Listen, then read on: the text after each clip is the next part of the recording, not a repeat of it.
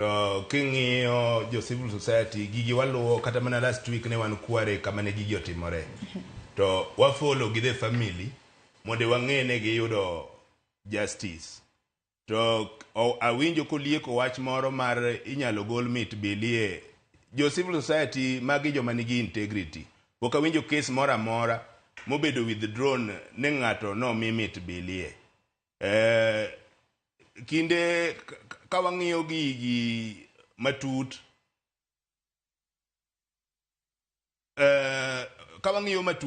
wanyalo wacho ni ati cases gi court process take time.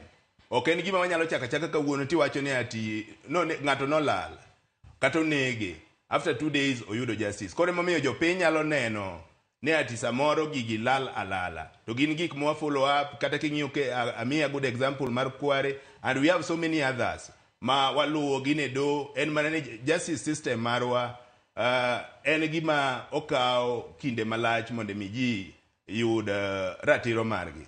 But in the fullness of time jogi biro yudo justice. Pok awinjo mana kaka sawacho no, pok awinjo ng'at mobedo compromise to withdraw a case. Mano pok otimore.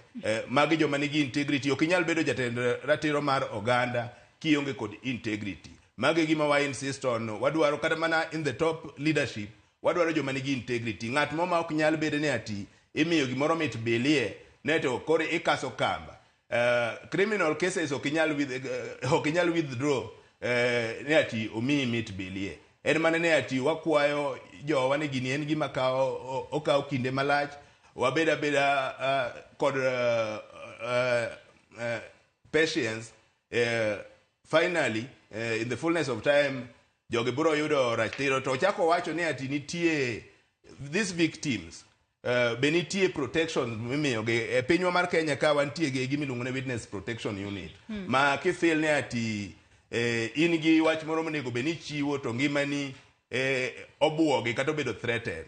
Onego bene report to wambe sama report gi wambe wa follow go up mondo mi protection mari maka ne in gi gimoro ing'e kaka ng'ato lal tidwa wacho inyalo dhi tiwacho igo report to wan kaka wanje civil society be wa follow mondo mi this witness protection unit ng'ene ati safety mari is guaranteed. Kimiyo wa information ne ati on such a date ni ng'e ng'ama no mako ng'ani ni nene idwa dhi chiwo report ina ne do ifil ni ngimani nikech adier makene ni wasaneno jomoko kata cases moko miwinjo ka ng'ato ne nigi information moro monego be nochiwo kamoro to ngimane olal e yo moro ma suspicious. Mi feel ne ati maybe sirikal kata mana agents of the state no enitie gi lwetgi timo gik moko ainano. Koro wakwayo bene these victims gibe giwuok kore kech samoro gigi timore mang'eny.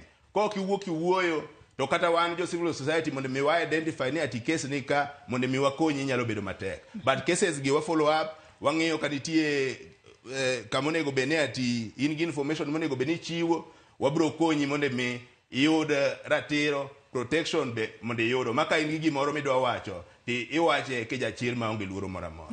Abrene nyaka sani bende wanyalo wacho ni jopiny bende nitiere kod geno kuom do adiera.